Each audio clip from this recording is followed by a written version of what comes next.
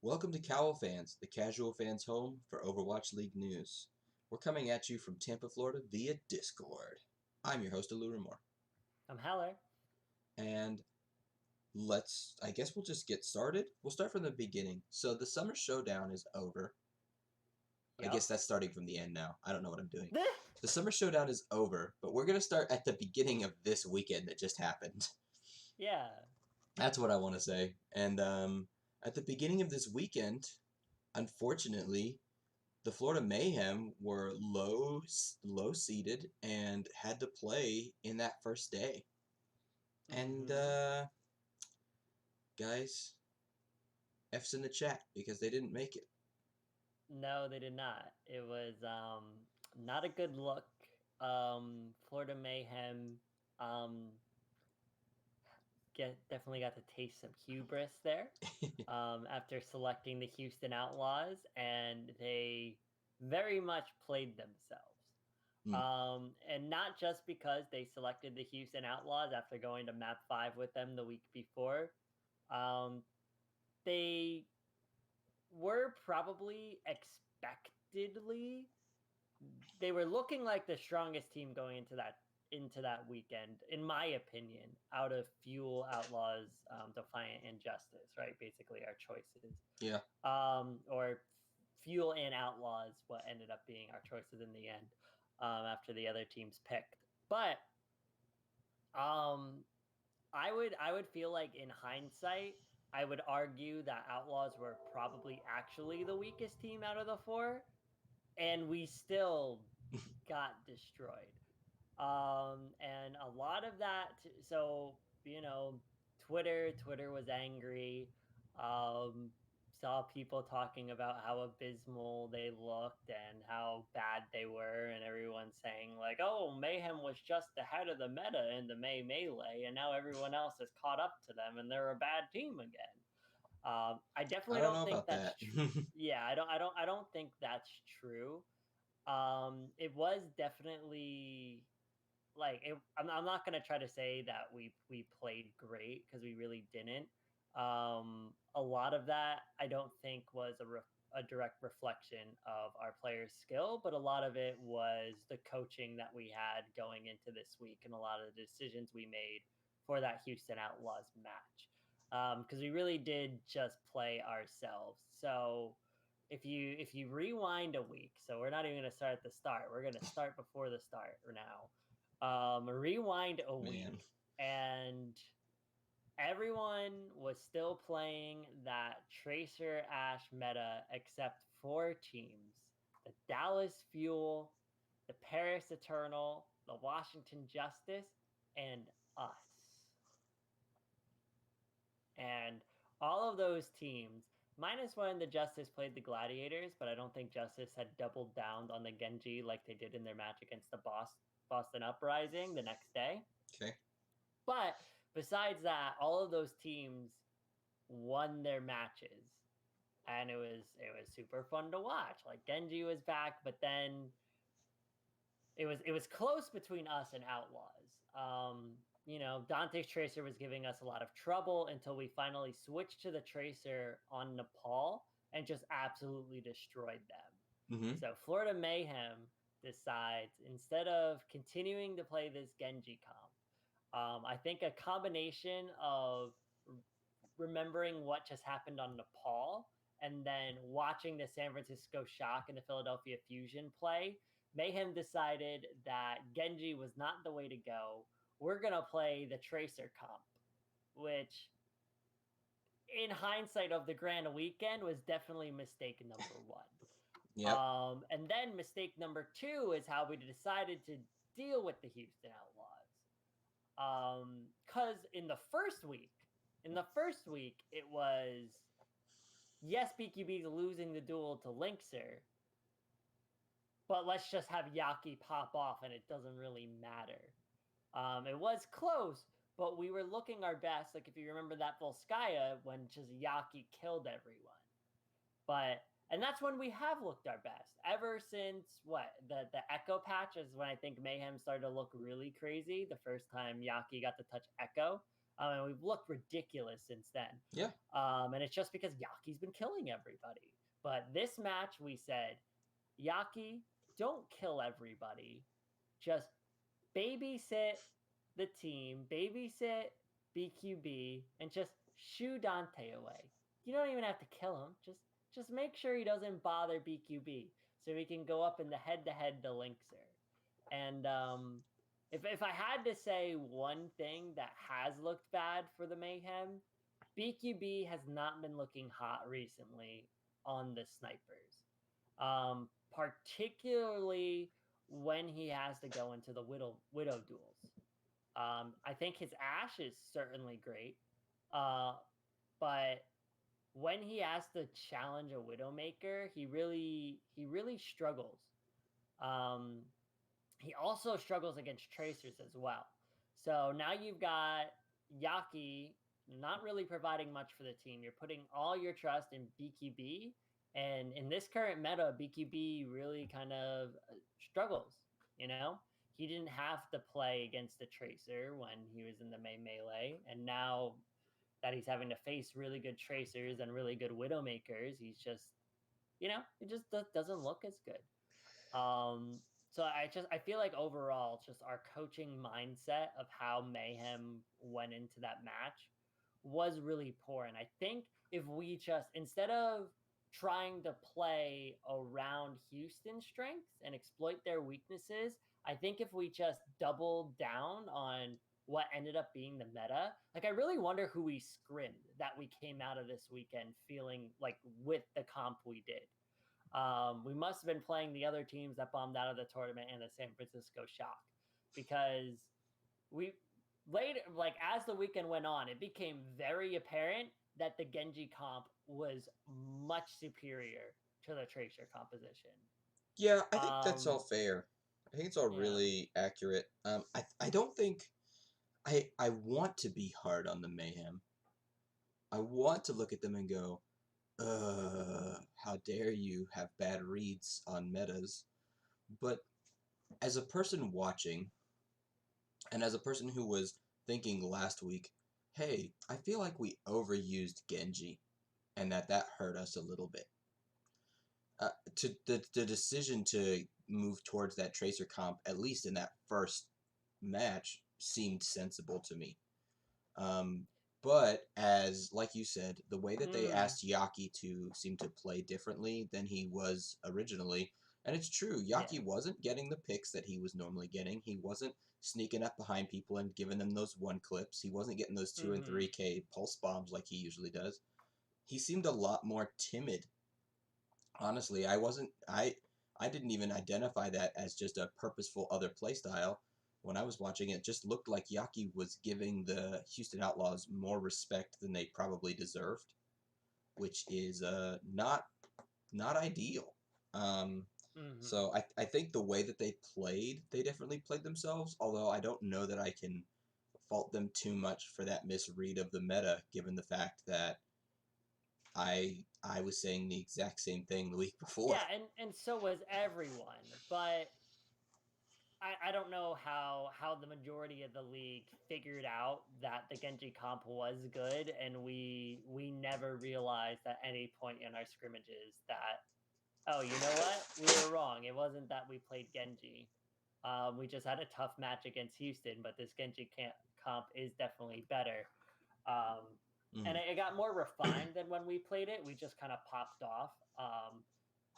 I enjoyed the meta because it almost became very like semi goats-esque. Like there were win conditions and like ultimate orders that you wanted to see and ultimate combos. Yeah. And different ultimate combos that you can utilize, right? You can do a rally Genji blade to just make your Genji invincible, or you flux to force out an immortality field and then get the field down and blade and then wipe the whole team, or blade, get the immortality field out and then flux, right? Right. It became a lot more polished than when Mayhem were playing it and it was just Yaki pop off. But it made sense to me why Mayhem were playing the way they were. and it was just it was disappointing to see how they were utilizing Yaki in that match. But as the week progressed, it became very obvious that our scrims that we had in that week, and sometimes that's just the luck of the draw, right? You only have a week to kind of prepare in between matches. Um, but we did not read the meta correctly, and we were never able to identify that in the scrims, I guess, that we were able to have.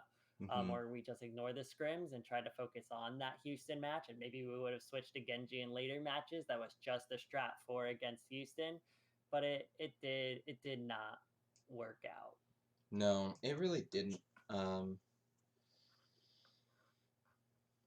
it just really didn't. I don't.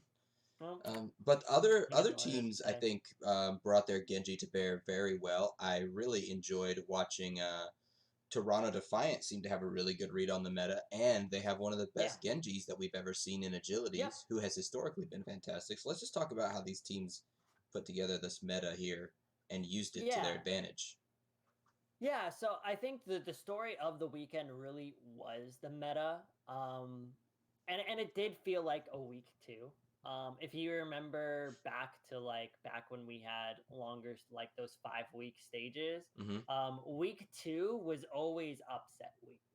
Because week 1, everybody's trying to figure out the meta and nobody really kind of understands. Week 2, some teams figure it out, some teams they don't, and it leads to wild results. And that's really what this felt like.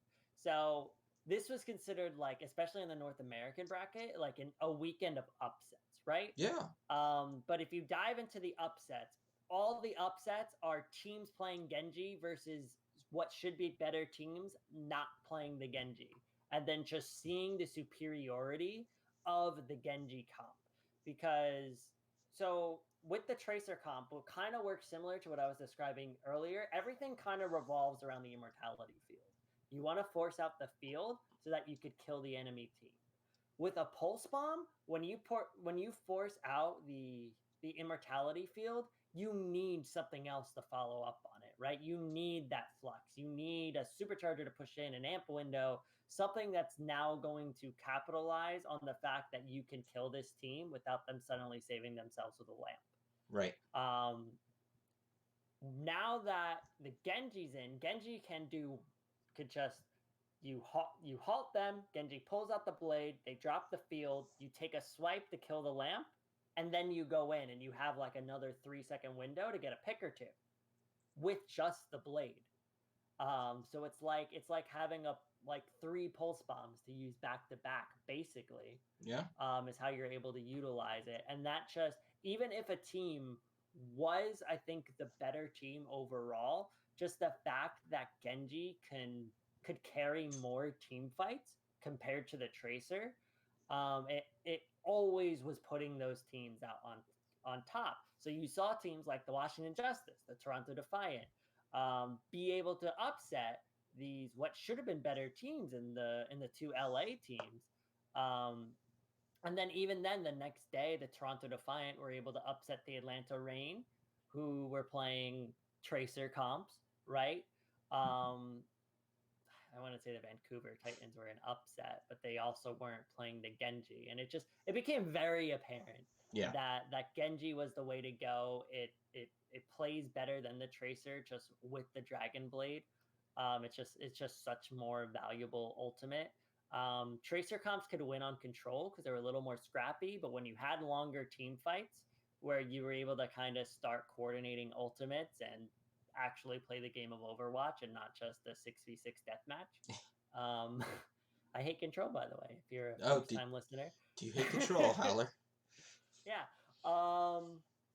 It was just clear that this meta, the Genji meta, was far superior, and even the worst teams in the league could beat the best just off the superiority of the comp.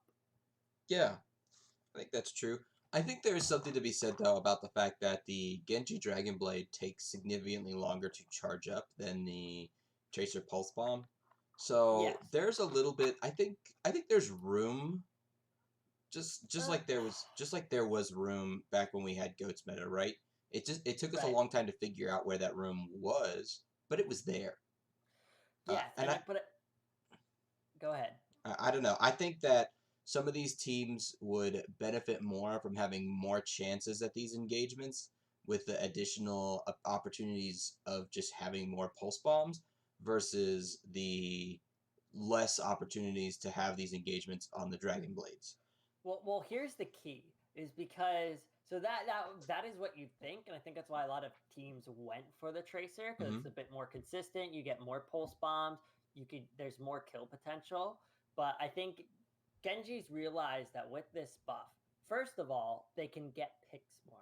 Like if you think back to Paris against Shock when they were cleaning up like the last fight on King's Row, or not Mm-hmm. even cleaning up, just it was just Sparkle going into the back line, and he didn't even have Blade, but he might as well have had it. He just slices through three people because the shurikens do that much damage now that he Mm. could just set them up for a kill, slash through, hit one shuriken, slash through, hit one shuriken, slash through again, and they were dead as if it was a dragon blade. It was crazy, and it shows what a Genji can do now in just the neutral, which is not something Genji really had before. It was all about the blade, but now he can kill people before he has blade.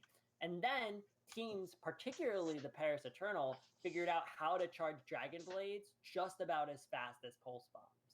Because if you go back and watch Sparkle in the Paris Eternal play particularly, but I think Washington did this as well. A few teams were starting to figure this out. Is that you can charge your ultimate incredibly fast, especially against these bunker compositions because everybody's clumped up. You just do a halt and you slice through them and you get 30 to 40% off that one dash. And then the dash reset and the halt reset are about the same timers. So then both once of them are both off cooldown again. You halt, they dash, and now they're already 2/3 to a dragon blade, right? And so 15 seconds pass by, and you're just like, how did Sparkle build another blade? He just used it. But these halt combos with slashes are super hard to punish because when you halt them together, you know there's not going to be someone in the back line where you're slashing to, so you could make the Yeah. slash to a very intentional position. You get tons of charge for it, and then you have a dragon blade in no time. So Hmm. I think it like if you saw us be able to go into this meta for a week 3, every team would have been playing like that, and every team would have been playing the Genji, and we really would have got to see who's the strongest teams. Because it was always week 3 when things became apparent of who the top dogs were going to be. And then week 3 to 5, there wasn't really much change. It was Right. just trying to figure out, oh, is like the San Francisco Shock better than the Vancouver Titans, right? And I think that's where we would have ended up had we got one more week of this meta. But I think, yes, you're totally right. That's why people were thinking the Tracer, but teams, especially Paris Eternal, and surprise, surprise, they win it all by figuring this out. Figured out you can charge Dragon Blades just as fast as Pulse Bombs and get tons of more value. Well, let's talk about the Paris Eternal because they had a matchup against a Tracer comp that Yes. they almost didn't win. It went down to the brink. And that's the terrifying thing about the San Francisco Shock. Every other team that played these Tracer comps and went up against a Genji just bombed out. Think about how good the LA Valiant were at Tracer, and they just get wrecked by the Toronto Defiant. And then the San Francisco Shock come out with this Tracer Ash, and they're just such a talented team. They take the eventual tournament winners to the very brink. Just that was such a fun match. Both of these matches that Paris ended up being in on Sunday were so fun, but for very different reasons. But this game against Shock was just the Sparkle show, and it was a treat. You just got to see Sparkle just pop off so hard because you didn't have to really worry about the enemy Genji, and then you saw just the sheer teamwork and ridiculous nature of the San Francisco Shock. Particularly, the last map comes to mind for me of just what Shock was that whole game on Control Center of Oasis, where it's like what a 1v6 and they just stall out the overtime long enough for 4 of their team members to show up, and they just drop an Amp Magic Supercharger and Ben Best disappears in half a second and they just wipe out the Paris Eternal. Like that's the San Francisco Shock. Yeah. And it was just a really cool clash of styles, which is super fun and has been one of the fun parts of hero pools, is that sometimes you get to see these clash of styles.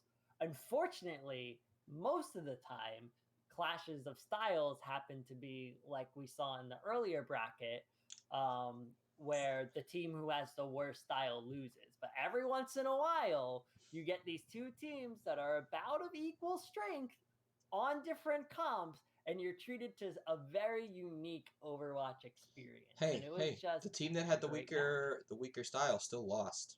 They still did lose in the end. It wasn't enough, but holy crap, was it close. It sure was. Not only did they get to play against the San Francisco Shock with their Tracer and take it close, I think it's worth noting that their finals game against the Philadelphia Fusion also consisted of, while the same compositions, very different styles as well. Yes, and that was the interesting thing. So now it was mirrored comps, but completely different styles to how to play the comp. And that was really fun to see these teams go head to head. There was a lot of focus, especially on the desk, of the Genji styles. Like Sparkle was a lot more backliney. And he did like to kind of go for more hero plays. And he was about like building the blade and blading, where EQO likes to follow up on Carpe's damage to get picks. So it was more like, so Paris was all, let's support Sparkle, and then Fusion was like, okay, we need you to try to capitalize off what the rest of the team is doing, and we're more so going to pocket Carpe. So because if like Brig a lot of times shows you who's being pocketed. So most of the time armor packs were going to Sparkle. So he would be safe doing these dashes and going into the back lines, right?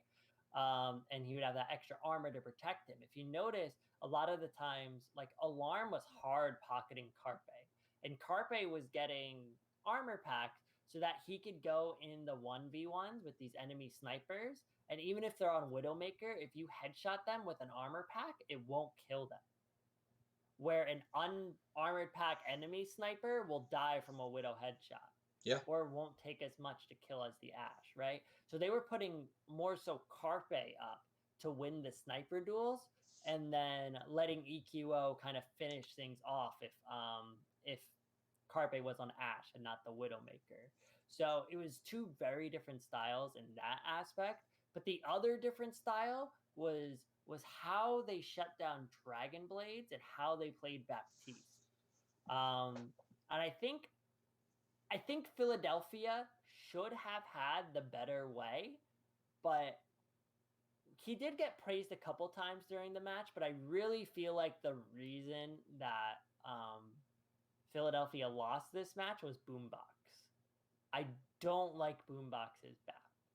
I think any other individual, if they had Alarm and Fury on their team playing the way they did, they would have been able to make mincemeat out of the enemy team with the amount of aggressive play they would have been able to utilize as their back. But Boombox simply isn't an aggressive player. He's very defensive. He likes to punish you if you try to get aggressive. But I feel like more aggro would have helped, because the team was basically setting him up to be able to play that more aggro style.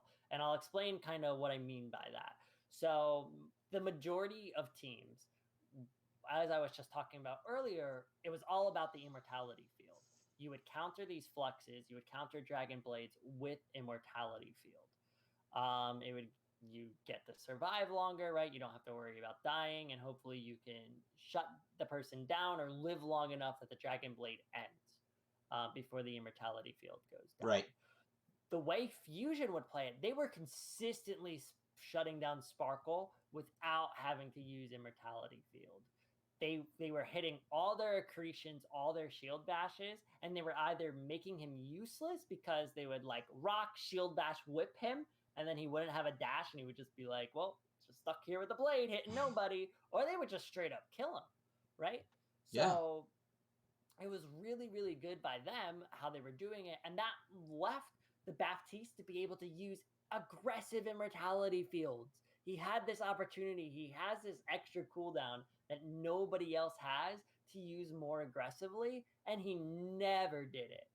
And it's just like if you go back and look at the stat sheet of the match, like you see it reflected. EQO was the got the most kills on the server, and you would have thought Philly, if you looked at that scoreline, you're like Philly should have been dominating because it was like he had like 98 kills in the match, and then the next closest was like Sparkle with 71. Like clearly dominated. But then you look at the BAP difference, and there's like a 20 kill difference between what who's the Paris one Fielder was able to do and Boombox, right? And I Lonely feel like Fielder. that was the other difference that made this go to a neck and neck very last minute map 7 Mm-hmm. is EQO seemed to have the better Genji style and might have just been able to pull off this whole match for the Philadelphia Fusions had he had a more competent Baptiste. Like Philadelphia's biggest problem is that they couldn't clone Alarm. And Alarm was very, very good on the Brig, and I think it was a good idea to run him on the Brig because he was the best Brigitte we probably saw all weekend. Maybe you can make an argument for Chara, but just the way he controlled Sparkle, Chara didn't do anything like that against Fleta. It was Alarm was so good, and his armor packs on targets that took damage were so fast.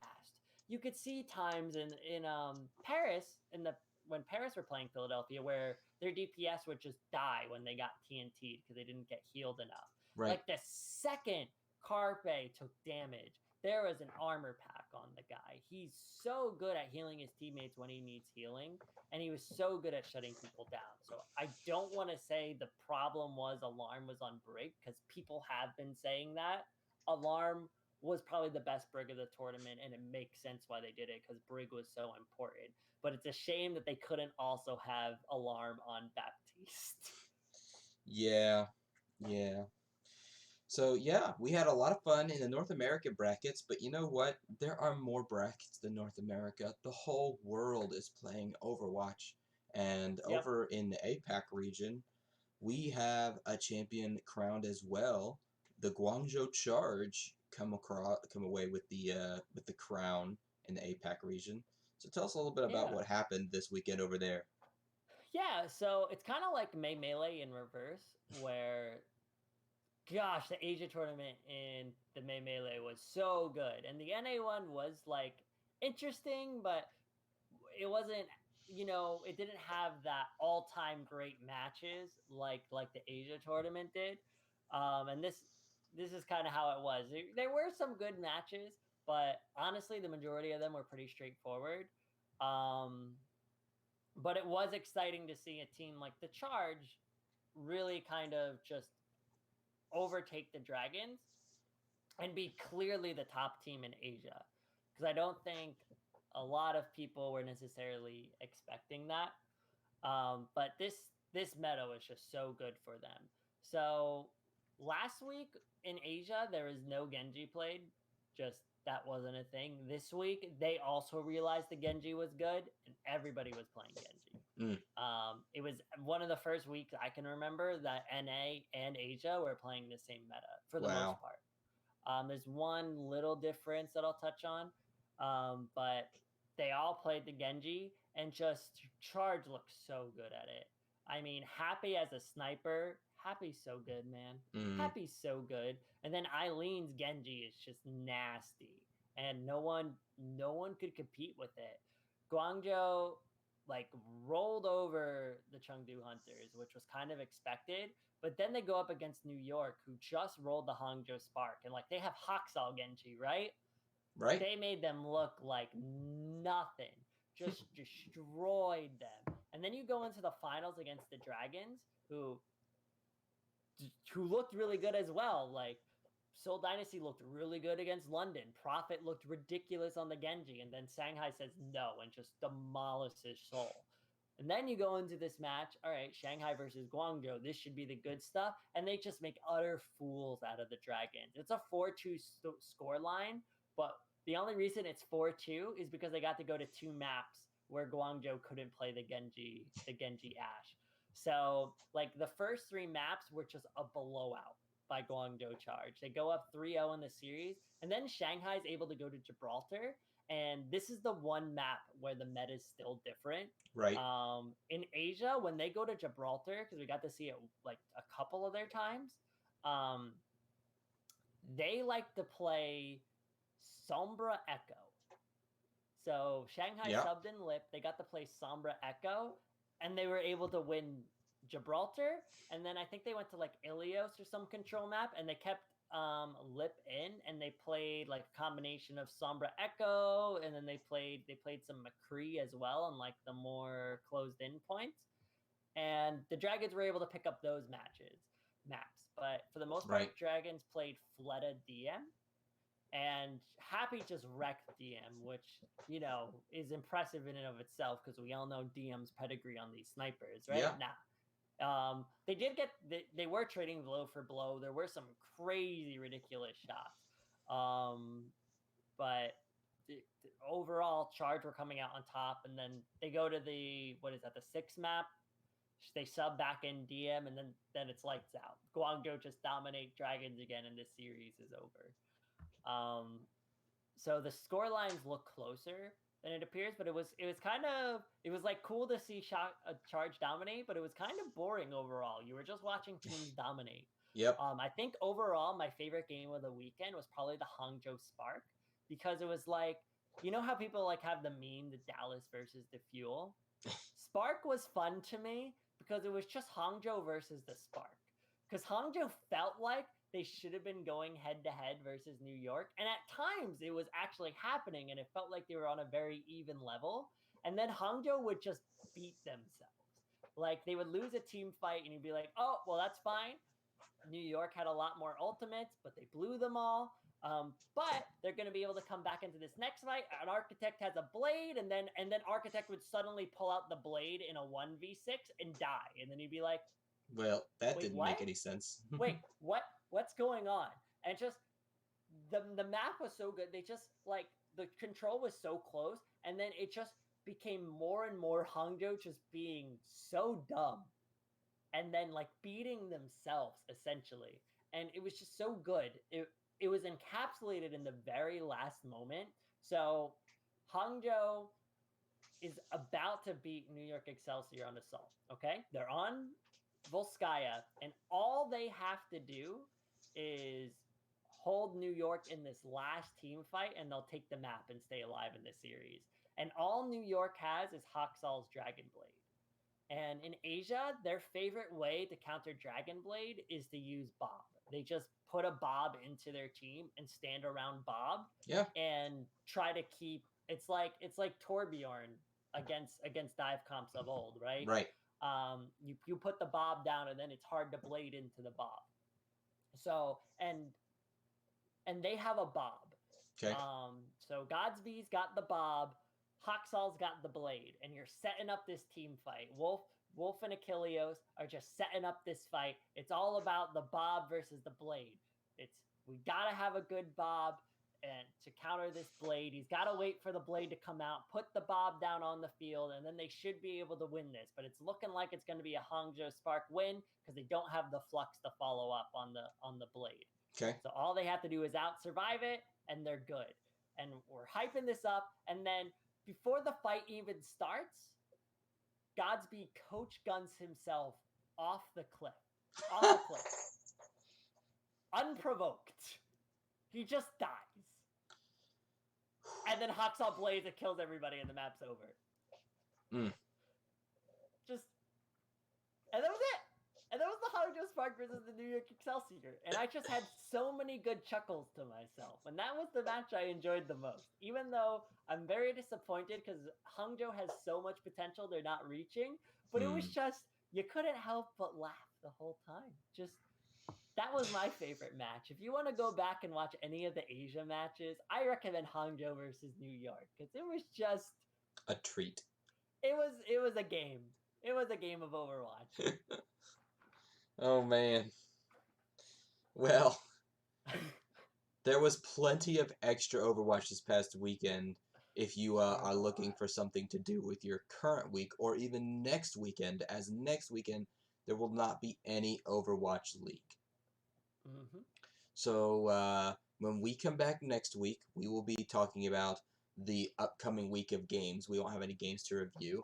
And as is our norm, we tend to go off on fun tirades about the actual structure and future of the league that we love to be a part of. So yeah, if we're lucky, they said they're gonna release postseason details this month. So if we're lucky, maybe we'll have some postseason to be able to talk about, and that we would can be start fun. to get into some structure.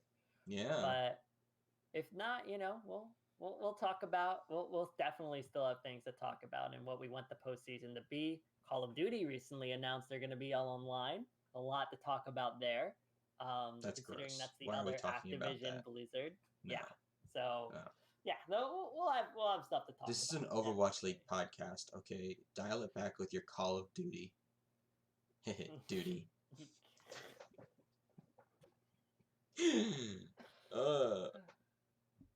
Well, thanks for tuning in to COWL fans. We're children. I mean, that's all the time we have for today. Thank you for tuning in. Come check us out on YouTube. We go live on Facebook, and then we post the VODs on the YouTubes. Right now, make sure to follow us on socials for us sharing our videos. Basically. Yes. Yeah. Words. You know what? We're here. We're having fun. We're gonna keep doing it. We're gonna keep having fun. So you come and have fun with us. That's what we want. All right. So, thank you. You are literally half of the show. If you don't show up, it's going to be very boring. You might be 3/4 of the show. I don't feel like as the host I do as much as you. Could put a camera on Mushu and it would be entertaining. Okay, here. He's right here.